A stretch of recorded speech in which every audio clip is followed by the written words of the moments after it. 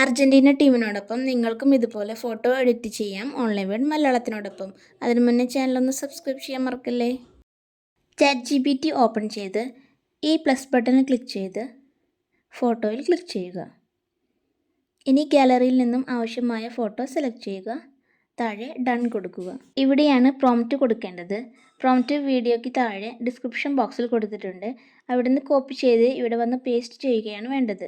എങ്ങനെ കോപ്പി ചെയ്യാമെന്ന് വീഡിയോയുടെ അവസാനം പറഞ്ഞു തരാം.